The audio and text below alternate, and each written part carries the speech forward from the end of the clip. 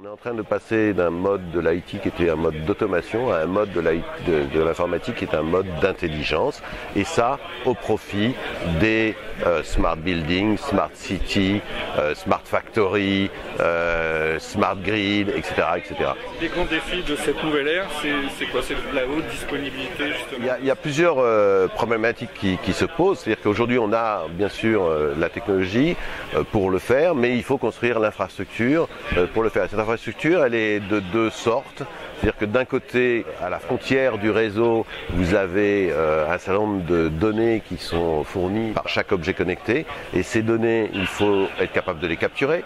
Il faut être capable de les agréger parce qu'elles sont tellement massives qu'on ne peut pas les transporter telles quelles sur le réseau, ça congestionnerait le réseau. Ce qu'on voit se dessiner, c'est quand même un certain nombre de ce qu'on appelle micro data centers qui seront dans des points de présence sur le côté du réseau, dans les local loops, etc.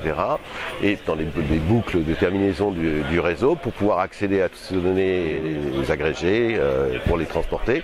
Et de l'autre côté, des data centers de plus en plus importants, qu'on appelle hyperscale ou méga data centers, qui vont permettre de traiter les données avec des big data analytics search engines, sur des données qui peuvent être structurées ou des données qui peuvent être non structurées, comme des vidéos par exemple, et avec des séries temporelles pour être capable d'établir des liens de causalité entre un événement A et un événement B, et savoir quand ils sont arrivés, etc. Et ça demande d'énormes capacités de calcul, mais c'est ça qui va faire le futur de notre monde de demain.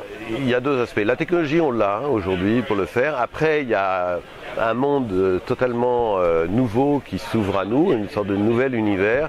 Donc il y a beaucoup de recherches sur les scénarios d'usage et sur les applications, etc. Et puis ensuite, il y a beaucoup de contraintes parce qu'il va falloir être très exigeant en matière de sécurité, en matière de fiabilité, en matière d'agilité, de flexibilité, etc.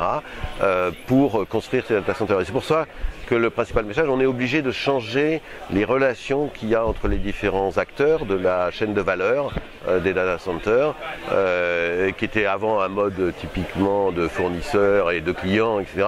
Ça ne peut plus fonctionner. Aujourd'hui, le principal problème des gens qui construisent des méga data centers, par exemple, c'est de savoir si les usines sont capables de fournir assez de produits pour équiper leurs méga data centers, etc. Et c'est pas toujours le cas. Donc on est obligé de passer à un mode de partenariat beaucoup plus élaboré.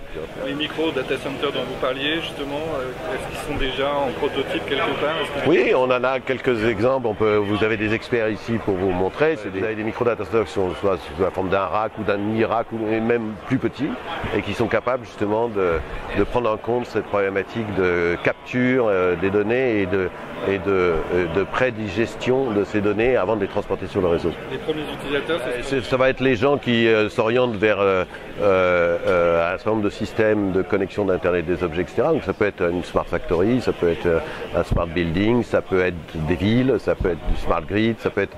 Mais aujourd'hui, on a 21 milliards d'objets connectés sur la planète pour 7 milliards d'êtres humains, et on est juste au tout début, quoi. Et quand on parle d'objets connectés, les gens pensent à la montre ou des choses comme ça, mais en fait, dans chaque moteur électrique, dans chaque pompe, dans chaque système, vous avez des dizaines et des dizaines de capteurs qui envoient des données toujours.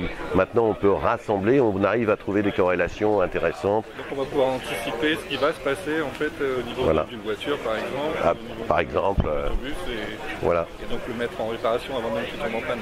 Par exemple, il y a de la prédiction qui peut être trouvée, mais c'est aussi comment tous ces objets travaillent ensemble, comment l'autobus et la voiture vont congestionner ou pas le trafic en fonction des déplacements prévus, etc. Donc, et ensuite, comment tout ça va générer de l'énergie, comment on va recharger les véhicules, quelle est la connexion avec les prévisions pour la smart grid qui va devoir produire l'énergie pour connecter ça. Donc tout est en fait, on commence à traverser les frontières de procédés qui étaient vus en silo avant et qui maintenant on les remet dans le contexte, et c'est là où on devient intelligent.